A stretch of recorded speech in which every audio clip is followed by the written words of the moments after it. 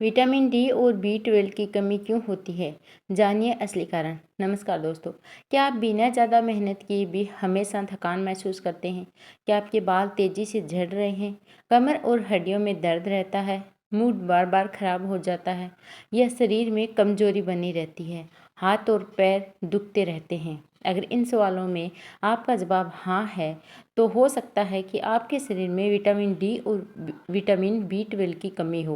हैरानी की बात यह है कि भारत जैसे देश में जहाँ साल के ज़्यादातर दिन तेज़ धूप रहती है, फिर भी बड़ी संख्या में लोग विटामिन डी की कमी से जूझ रहे हैं। वही केवल शाकाहारी ही नहीं बल्कि मांसाहार करने वाले लोगों में भी विटामिन B12 की कमी तेज़ी से बढ़ रही है और इसके भी कुछ कारण हैं। आज के इस वीडियो में हम जानेंगे कि आखिर ये दोनों विटामिन हमारे शरीर के लिए इतने ज़रूरी क्यों हैं, इनकी कमी किन कारणों से होती है। इतनी धूप के कारण और मांसाहारी लोगों में भी इन चीज़ों की कमी होती है और ऐसी कौन सी आदतें हैं जो बिना जाने ही हमारे शरीर में इन जरूरी पोषण तत्वों को कम कर देती हैं। सबसे पहले बात करते हैं विटामिन B12 की। विटामिन B12 हमारे शरीर में लाल रक्त कोशिकाएं बनाने, नसों को स्वस्थ रखने, दिमाग को सही तरीके से काम करने और भोजन को ऊर्जा में बदलने का महत्वपूर्ण काम करता है हमारे शरीर में। जब शरीर में इसकी कमी होने लगती है तो व्यक्ति को हर समय थकान महसूस होती है। कई लोगों का तो मूड हमेशा खराब ही रहता है, चिड़चिड़ापन बढ़ जाता है और याददाश्त कमज़ोर होने लगती है। उन्हें बहुत ही कम याद रहता है और काम में भी मन नहीं लगता है क्योंकि हर समय वो थके थके महसूस करते हैं। अब सवाल ये है कि आखिर विटामिन B12 की कमी होती क्यों है। पहला कारण गलत खान पान। जो लोग दूध, दही या फिर अन्य B12 युक्त चीज़ें बहुत कम खाते हैं उनमें इसकी कमी होने की संभावना अधिक रहती है। लेकिन केवल भोजन ही कारण नहीं हो सकता। कई लोग B12 वाले खाद्य पदार्थ खाते हैं फिर भी शरीर में उन्हें सही तरीके से अवशोषित नहीं कर पाता। इसका कारण खराब पाचन, कमज़ोर पेट का एसिड और बार बार गैस या फिर एसिडिटी की दवाइयों का इस्तेमाल करना। कुछ लोगों को लगातार गैस बनी रहती है और या फिर कोई और दिक्कत होती है तो वो दवाइयाँ लेते रहते हैं। कुछ दवाइयाँ खासकर डायबिटीज़ में दी जाने वाली दवाएं भी लंबे समय तक लेने पर B12 के अवशोषण को प्रभावित कर सकती हैं। अब जानते हैं कि B12 बढ़ाने के लिए क्या खाना चाहिए। रोज़ाना 1 गिलास दूध, दही, पनीर और अन्य डेयरी उत्पादों का सेवन फायदेमंद हो सकता है। इसके अलावा आप इडली, ढोकला, काजी, घर का बना अचार और दूसरे प्राकृतिक रूप से फर्मेंट किए गए खाद्य पदार्थ भी आंतों की सेहत सुधारने में मदद करते हैं, जिसमें B12 का अवशोषण बेहतर हो सकता है। इसीलिए आप इन सब्जियों को और दूध, दही को अपने लाइफस्टाइल में ऐड करें। सब्जियों में आप दालें, साबुत अनाज, फाइबर से भरपूर भोजन भी आंतों के अच्छे बैक्टीरिया को मजबूत बनाते हैं, जिससे शरीर पोषण तत्वों का बेहतर उपयोग कर पाता है। अगर डॉक्टर की जांच में B12 बहुत कम निकलता है तभी उनकी सलाह के अनुसार आप सप्लीमेंट लेना चाहिए।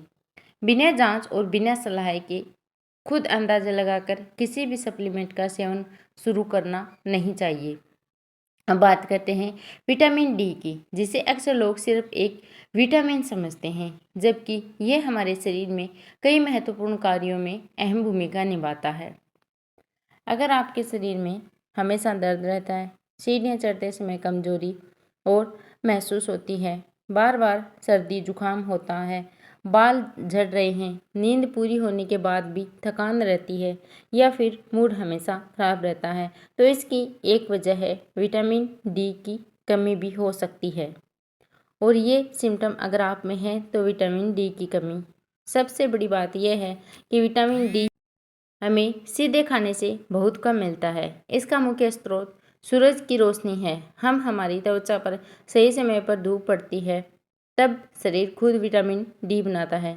लेकिन आज की भागदौड़ भरी जिंदगी में ज़्यादातर लोग सुबह घर से ऑफिस और शाम को ऑफिस से घर लौट आते हैं। पूरे दिन धूप शरीर तक पहुंच ही नहीं पाती है। और सुबह सुबह की जो हल्की धूप होती है वो विटामिन से भरपूर होती है। यही कारण है कि धूप वाले देश में रहने के बावजूद लाखों लोग इसकी कमी से परेशान हैं। धूप लेने का सही समय भी बहुत ज़रूरी है। आमतौर पर सुबह सुबह जल्दी या फिर शाम की धूप में विटामिन डी कम बनता है। दिन के बीच के समय में कुछ देर तक शरीर के हाथ और पैरों को धूप मिलने से उनको बेहतर लाभ मिल सकता है। यदि तेज़ धूप हो तो अपनी त्वचा की सुरक्षा का भी ध्यान रखें। खान पान की बात करें तो मशरूम, दूध, दही और संतुलित आहार शरीर को सहयोग देते हैं। साथ ही मैग्नीशियम, कैल्शियम और विटामिन के जैसे पोषक तत्व भी विटामिन डी के सही उपयोग में मदद करते हैं। इसीलिए केवल चीज़ पर निर्भर नहीं रहे, सिर्फ एक चीज़ पर, बजाय संतुलित भोजन करना जरूरी है। अब बात करते हैं सप्लीमेंट की। अगर आपकी रिपोर्ट में विटामिन डी और B12 की कमी आती है तो डॉक्टर कुछ समय के लिए आपको सप्लीमेंट देने की सलाह दे सकते हैं अगर आपके शरीर में ज़्यादा कमी है तो। लेकिन बिना जांच के बार बार हाई डोज सप्लीमेंट लेना नुकसानदायक भी हो सकता है। इसीलिए किसी भी दवा या फिर सप्लीमेंट की शुरुआत हमेशा विशेषज्ञ की सलाह के अनुसार ही लें। खुद ही ऑनलाइन कुछ भी ऑर्डर करके ना लें। दोस्तों याद रखिए कि अच्छी सेहत किसी एक दवा से नहीं बल्कि सही खान पान, नियमित धूप और अच्छी नींद, हल्की एक्सरसाइज या फिर वॉक और स्वस्थ जीवन शैली से बनती है। अगर आप इन छोटी छोटी चीज़ों का ध्यान रखेंगे और अपनी दिनचर्या का हिस्सा बना लेते हैं तो शरीर में विटामिन डी और B12 की कमी होने की संभावना काफ़ी कम हो सकती है और आप खुद ज़्यादा ऊर्जावान, सक्रिय और स्वस्थ महसूस करेंगे। उम्मीद है ये जानकारी आपके लिए बहुत उपयोगी रही होगी। अगर आपको ये जानकारी पसंद आया हो तो वीडियो को लाइक, शेयर और अपने दोस्तों में शेयर ज़रूर करें। ऐसे ही हेल्थ और स्वास्थ्य से जुड़े टिप्स पाने के लिए चैनल को सब्सक्राइब करना बिल्कुल भी न भूलें।